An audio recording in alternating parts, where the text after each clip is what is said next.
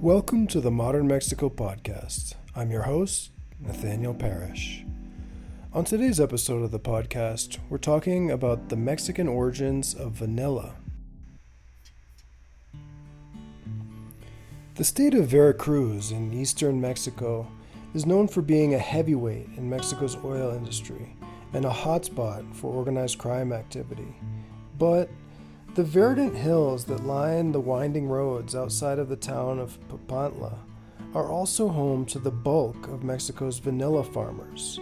In fact, the indigenous Totonaco residents who live in Veracruz have been cultivating vanilla for hundreds of years.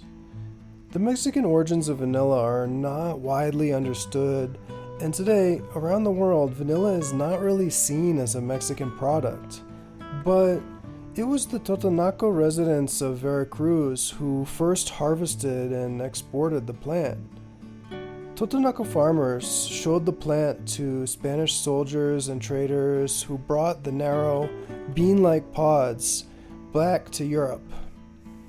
Today, the English word vanilla is based on the Spanish word for sheath.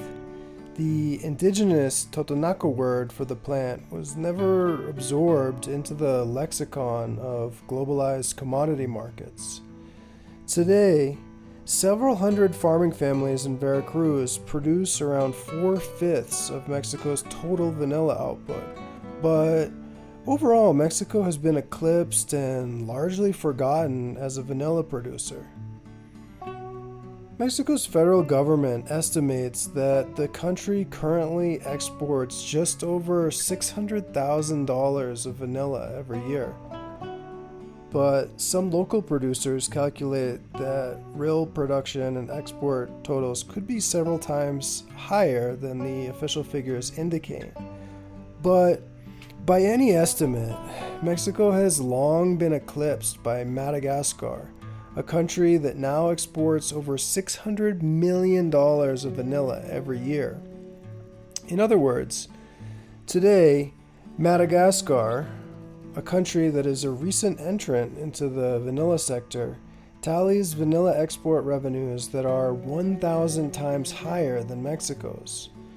Nevertheless, Totonaco farmers in Veracruz still carry on with their traditions and hand fertilize each delicate lily flower on the vanilla plants on their farms, producing pods to be picked and dried under the sun. A few weeks ago, I visited with a 67-year-old vanilla farmer named Jose, and we walked through the tangle of trees on his remote farm, about an hour's drive into the hills outside of Papantla. He showed me one of the 10,000 plants he cares for on his land. He said that his annual sales of vanilla earn him just under $30,000, a revenue level that catapults him into the top 10% of the wealthiest residents in Veracruz in terms of annual household income.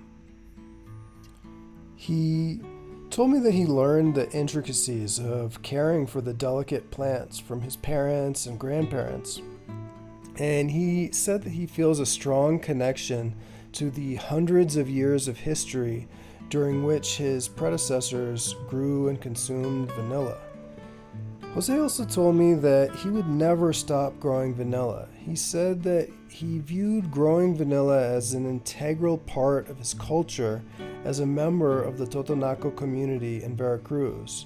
But he also gave me a piece of advice on how he protects his crop during harvest season.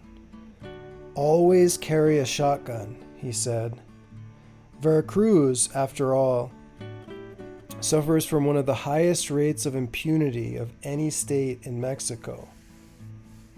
Overall in Mexico, nearly 19 out of every 20 murders goes unprosecuted and unsolved.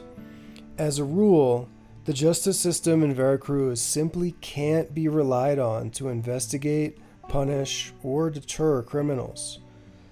Vanilla crops in remote areas are a key source of income for local farmers, but Vanilla is also a source of quick cash for thieves who steal backpacks full of beans for resale to local aggregators and exporters. I went to Veracruz wondering if the dynamics in the vanilla sector might be similar to something I talked about on a recent episode of the podcast, the incursion of organized crime into Mexico's multi-billion-dollar a year avocado sector. But when I talked to local farmers and exporters in Veracruz, I found that the vanilla sector has its own unique set of problems.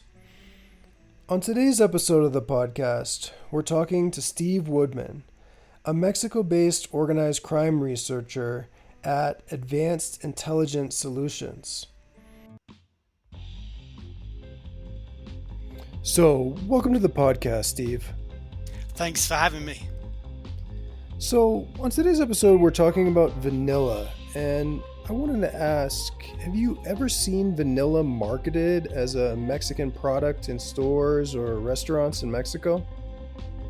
No, actually. So I saw that there are a few US companies online that focus on the history of vanilla production, but overall it seems that there would be quite a lot of room for growth because this is a product that has been produced in that area for at least 800 years. So it has a very marketable cultural heritage story, but it's a lot lower profile than, for example, tequila or mezcal, or even habanero chilies or coffee. And that's a shame because it seems like there's potential because there's this movement now towards buying products from small scale producers who use traditional methods.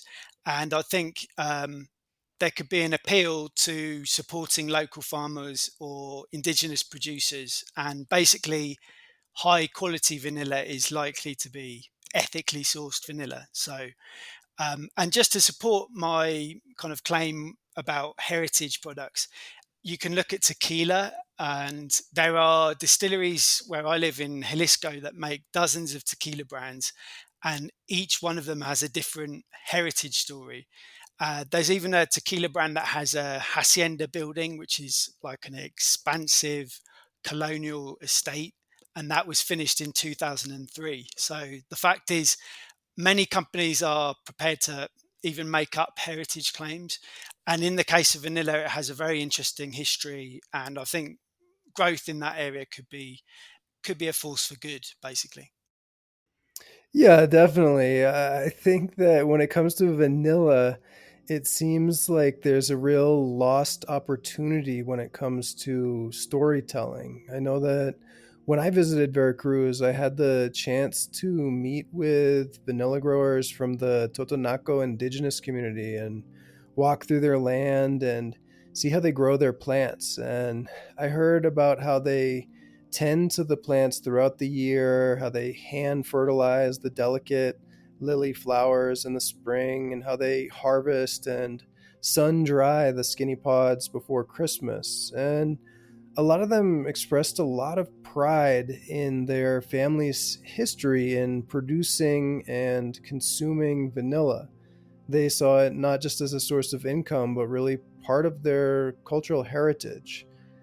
And you mentioned tequila, and I also think mezcal is another real success story. We've seen mezcal have this amazing moment of global recognition as a excellent and uniquely Mexican product. And we also see coffee marketed not just as a Mexican product, but a product that comes from a particular state like Veracruz or Chiapas. And of course, we've seen the story of Mexico's multi-billion-dollar a year avocado export boom. So it really seemed to me to be a big missed opportunity that even in Mexico City, high-end ice cream and gelato stores aren't marketing and promoting Mexican vanilla.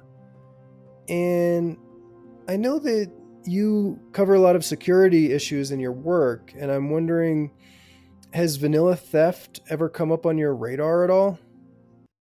In that area, we've mainly seen extortion rackets targeting indigenous communities working in the corn industry, and there have been forced disappearances and murders of people working in that area. Overall, agricultural crime is an issue in Veracruz. So, extortion of pineapple growers and cattle farmers has been an issue. And it's not surprising that vanilla theft occurs. I saw that in 2018, vanilla prices were nearly $600 per kilo, which is more than silver. And I know it's dropped since, but it's a very profitable crop. And robberies are extremely likely given the broader security context in Veracruz. So basically, in Veracruz, it matches a trend across Mexico where organized crime has diversified away from drug trafficking into new criminal areas, including extortion, kidnapping, migrant smuggling, fuel theft. And there's also been, in terms of opportunistic crimes, there are new modus operandi that have emerged. And basically, for organized crime groups, it makes business sense to broaden their portfolio. But also, over time, they've splintered, and now there are more gangs than ever before. And what happens is sometimes they lose contact with, for example, drug trafficking connections in the US, and they might diversify into fuel theft or kidnapping or whatever. This has an overall impact on the security climate, and yeah, the presence of organized crime is a factor even when it comes to opportunistic crimes. So we've seen Veracruz is also a hotspot for other types of crimes that are often supported by larger organized crime groups like cargo theft, fuel theft. It's also a hotspot for that. And even though it has a relatively low homicide rate at the moment, acts of extreme violence are an issue in the state, and that's often linked to criminal groups that are trying to lobby for influence, particularly like political influence. In the recent history of Veracruz, we've also seen how authorities like the state police have actually acted criminally themselves and have become the main perpetrators of some real atrocities like forced disappearances and torture, which I think we're going to talk about in more detail later. Yeah, definitely. I think it's really important just to explain the overall context that within Mexico, Veracruz is definitely seen as a hot spot of organized crime. And when it comes to vanilla in particular, I'm not sure that we or anybody really know the full extent of the connections between organized crime groups in Veracruz and the people who are stealing from local vanilla growers.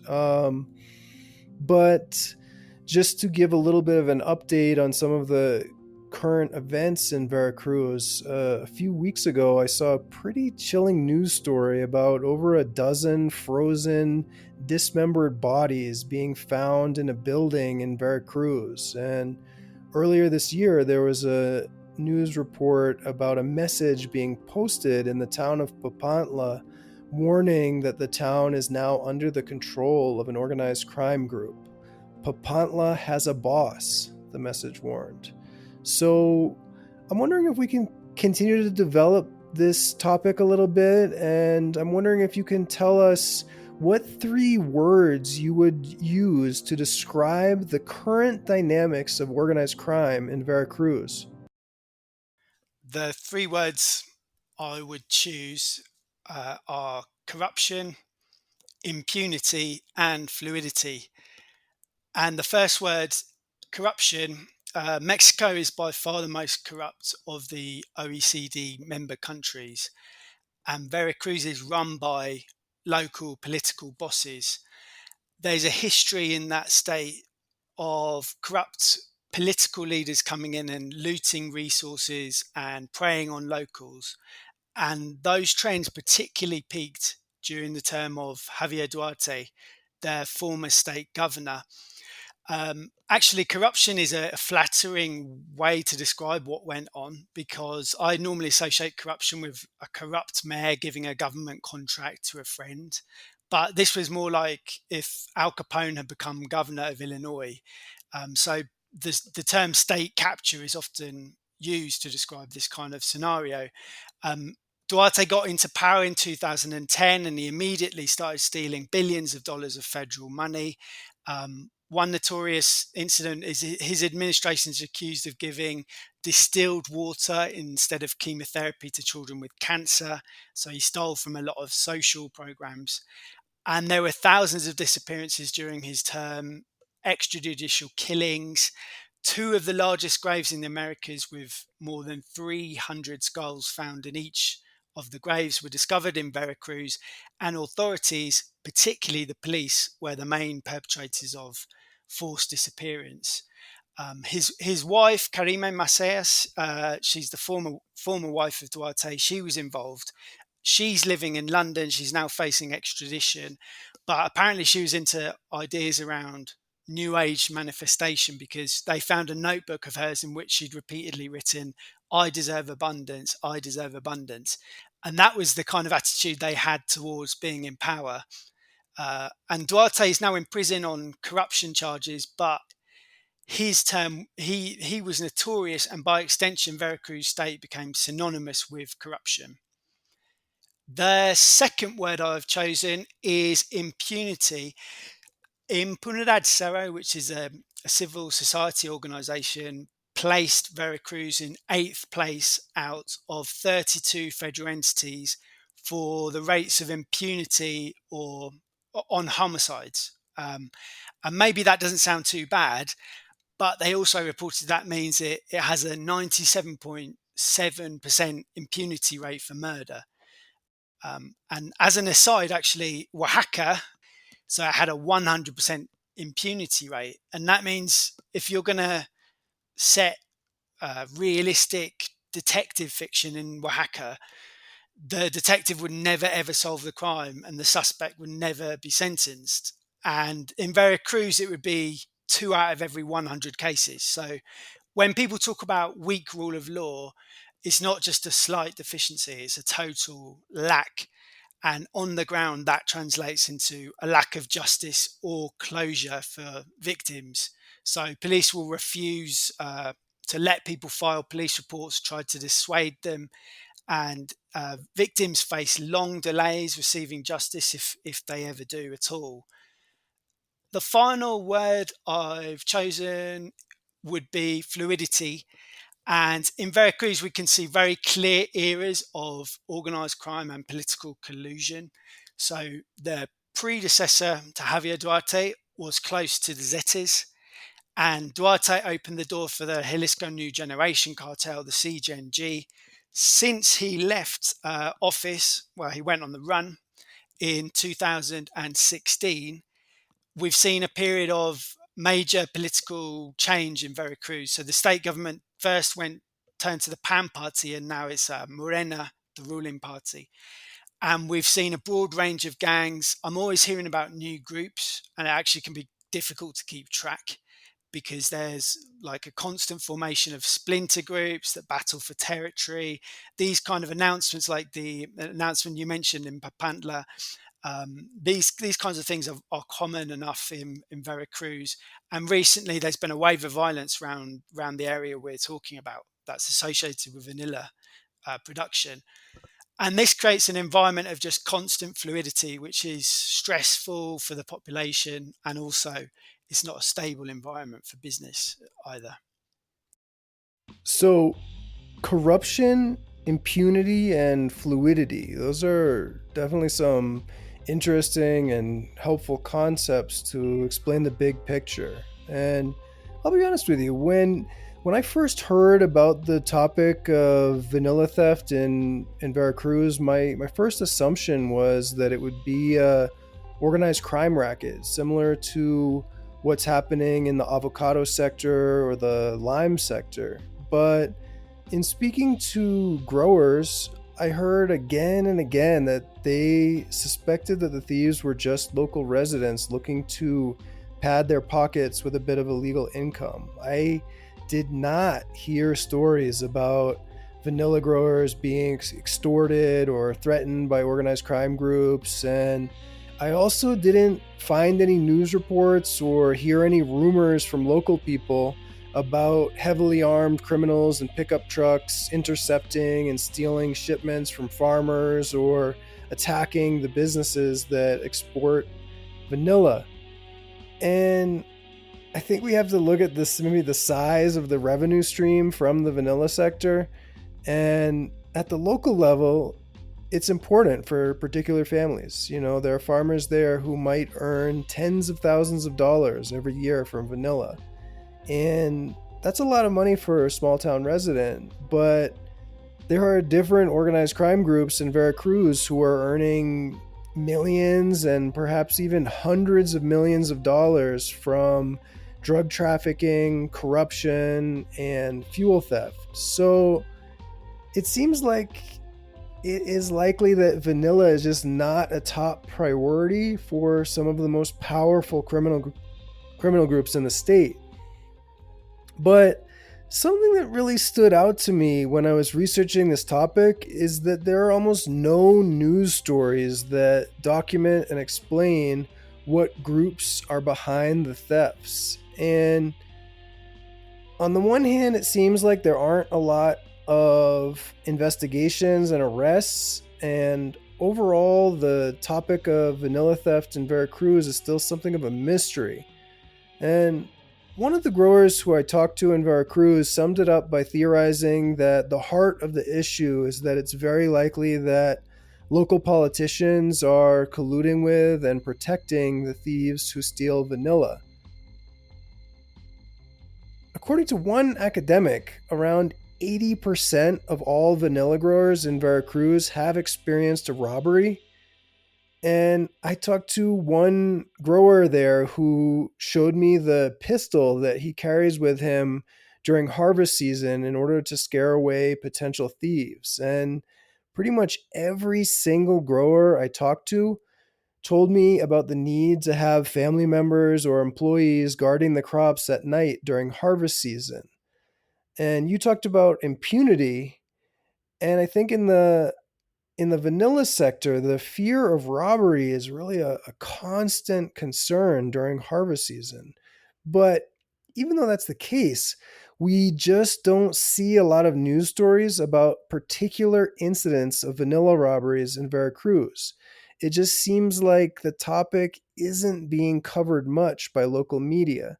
And I wanted to ask you, how much of the media silence on vanilla theft is due to the intimidation factor, and how much is due to either the incompetence or the involvement of the police and prosecutors? Well, that's a good question, and I imagine it will be a mixture of the two. So authorities are not interested in investigating, and victims are often concerned about reporting crimes as well because they don't trust the police and they have concerns for their safety. More broadly, one aspect of impunity in Mexico is this idea of inequality of access to security and justice. So, from a from a business perspective, the size and political connectedness of a business sector will have an impact on how much support they'll get. I've looked into the tequila industry, which is a very different situation. They have problems with pirated tequila. Cargo theft is an issue for them, but tequila magnates are among the Mexican super rich, so they can knock on the door of the state government with any concerns that they have. And the tequila industry is not a key driver of violence in the country. In Jalisco, where I live, it's not a key driver of violence. You don't see lots of targeted killings of tequila workers or rampant extortion. So it shows that certain sectors can get the necessary support, but they need a lot of political weight.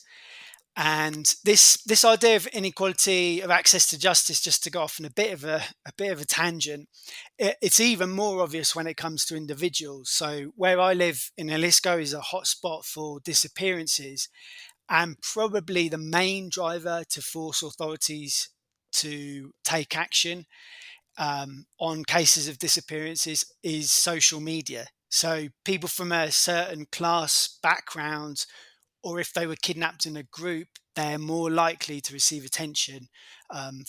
Normally first on social media, then it would be more widely reported in national or international outlets.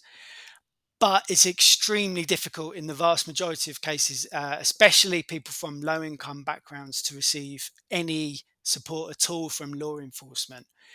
And to bring it back to Veracruz, it's not just impunity um, on the part of authorities, but there's this overall climate of impunity as well. And one of the main reasons for this is self censorship among journalists in the state. And for context, the reason for this is Mexico is the most dangerous country for media workers in the world. Last year, it was above Ukraine, Haiti, and Syria for murders of journalists. And Veracruz is the single most dangerous place for the press in the deadliest country for journalists in the world. There have been 31 journalists killed since the year 2000, according to Article 19, which is a press freedom organization. And that is nearly 20% of the total across the country. So it's particularly difficult to report on certain issues. I've spoken to lots of journalists that work in Veracruz, and they all say they are most afraid of reporting on political corruption more than reporting on drug traffickers, though there is an issue with that line has become increasingly blurry over time. It's become very blurry now. But to bring it back to vanilla, we're talking about a state with a climate of impunity. And so I think small farmers would really need to organise and lobby to have any chance of having their concerns heard.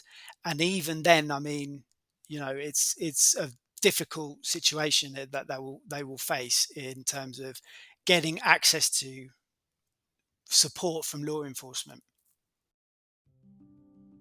Yeah, definitely. Something I did hear from some vanilla growers is they're a little bit wary about telling their own story or promoting themselves or promoting the history of their businesses on social media just because they don't want people to know that they have tens of thousands of dollars of vanilla either in their houses or on their farms during the harvest season. It's better for them just to stay under the radar. And you said that you think it's a mix of both factors. On the one hand, police and prosecutors in Veracruz aren't really doing their job when it comes to investigating vanilla theft, and on the other hand, local reporters aren't investigating the issue and writing about it. But sometimes it's hard for journalists to do their job when there's no baseline of court cases where there's easily verifiable information that's part of the public record, where journalists can very easily from behind the desk report on easily verifiable facts about current cases that are being prosecuted and criminals that are being sent to prison. And you mentioned the fact that Veracruz is the most dangerous state in Mexico for journalists, and that Mexico is the most dangerous country in the world for journalists. And that is something that really stands out to me just thinking about that. 31 journalists have been killed in Veracruz since 2000. That's a lot. And I think that for reporters on the ground, it's pretty scary, and maybe they would prefer not to draw attention to themselves by going out and doing original reporting and talking to crime victims and creating stories that become part of the public record. So on the one hand, we can blame police and prosecutors, but part of the issue also is media silence. And in Veracruz, I think generally we don't have any accountability for the crimes that are committed, but we also really don't have any visibility at the local level of what's going on because there is no effective local reporting on the incidents that happen every single week in the state. And I think that there's something similar happening in the logistics sector when it comes to cargo truck hijacking.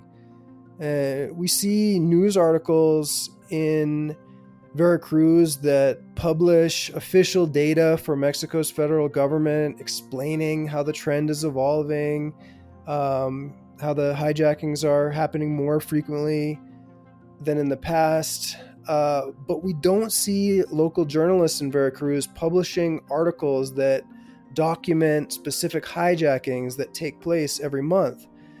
So there was one recent case I saw of a robbery in Veracruz that actually became a news story only because the truck driver had a GoPro camera that was running and that filmed the robbery. And his video was first published on social media and became a trending topic. And then because of that, it became a news story that some journalists wrote about.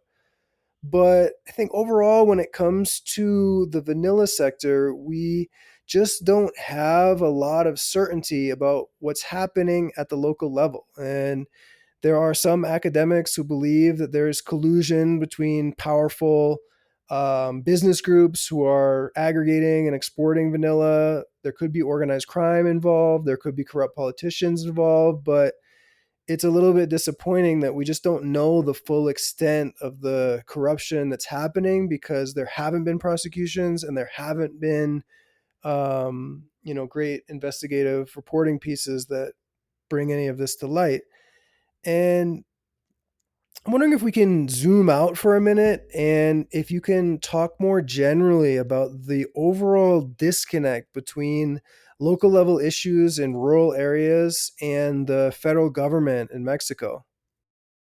Yes, this is a very complex topic, and I think this stretches back over many decades.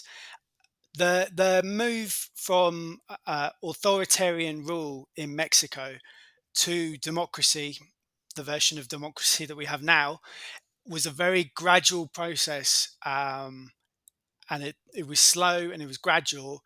It led up to the Pre Party, who governed for 7 decades, more than 7 decades, losing the federal elections for the first time in the year 2000. But sadly, that change also opened the door for different types of corruption, new forms of corruption. So, under the old system, the federal authorities were responsible for dealing with criminal groups, negotiating with them, and the Pre could keep organized crime in check to a much greater degree than is the case now. So, with a range of political parties, political options for voters, which are obviously a good thing, criminal groups also have options. They have new options, and they have easier access to state power and to resources. So what we're seeing now, and it seems to be getting worse, I fear, we're seeing criminal groups lobbying to influence municipal governments, in particular across the country, but also state governments as well, through violence or investing in their campaigns, or in some cases, they're just putting up candidates that represent their interests.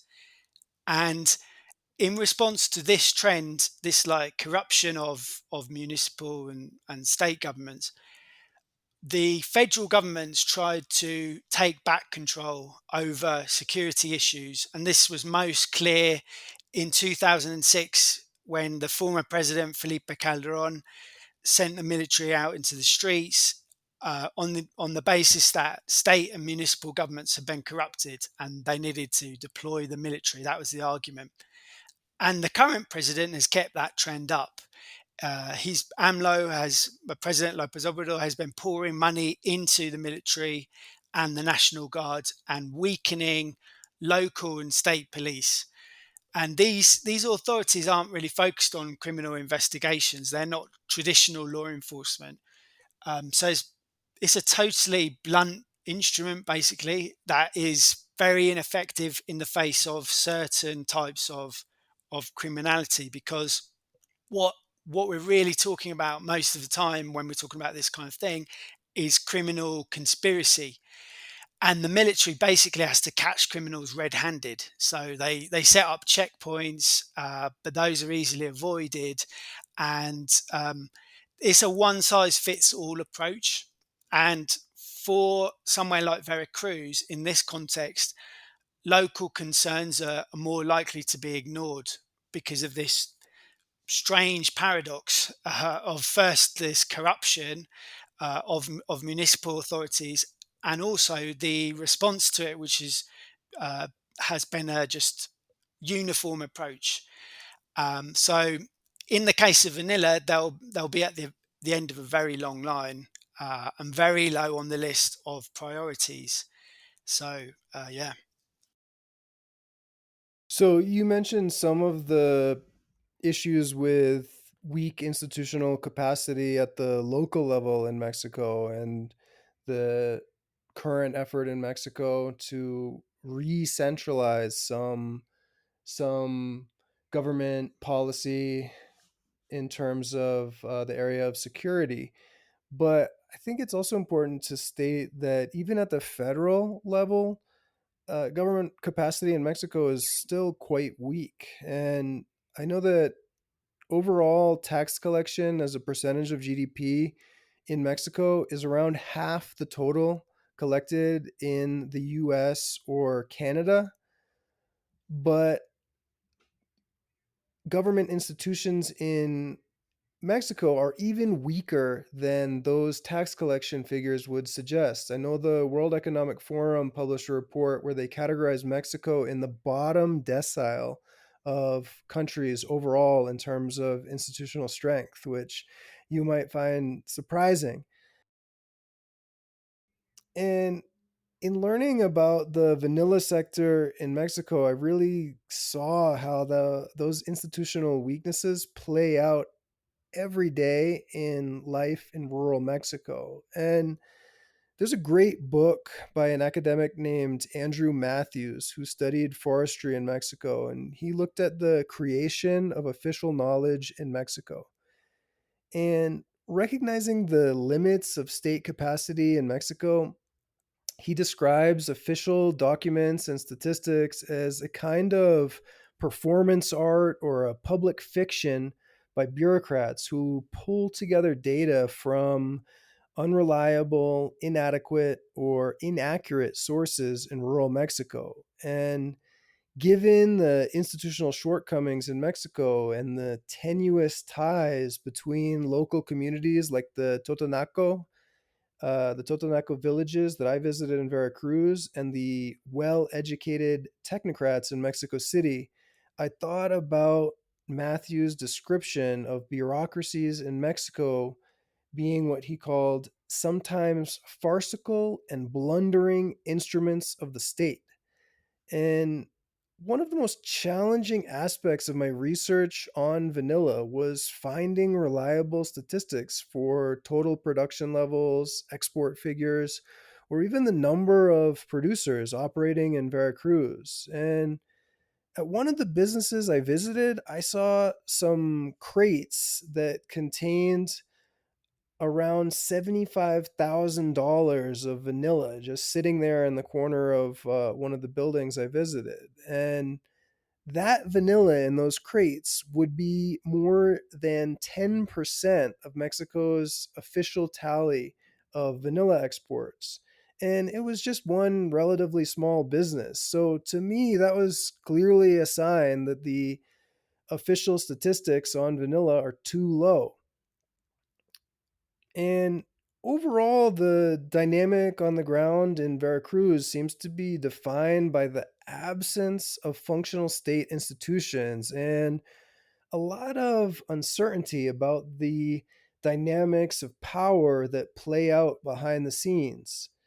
But overall, for me, it was a new topic, and I really had a great time meeting with vanilla growers and hearing their stories and learning about the issues affecting the sector. And I think that for listeners of the podcast, it might also be an opportunity for a scavenger hunt to try and find a product that includes Mexican vanilla from Papantla. But overall, I just wanted to say thanks so much for joining us on the podcast. It was really great to hear your perspective.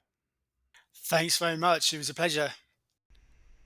I wanted to take a short break to remind listeners that the Modern Mexico podcast is sponsored by Bada Funky Coffee. Bada Funky Coffee is available at the Bada Funky Cafe in Mexico City and is also available to be purchased online and shipped to the US and other countries. Thanks for tuning in to another episode of the Modern Mexico podcast. If you like what you heard in the podcast today, check out my book, Searching for Modern Mexico, which is available on Amazon. The next episode of the podcast is coming soon. Until then, hasta luego, amigos.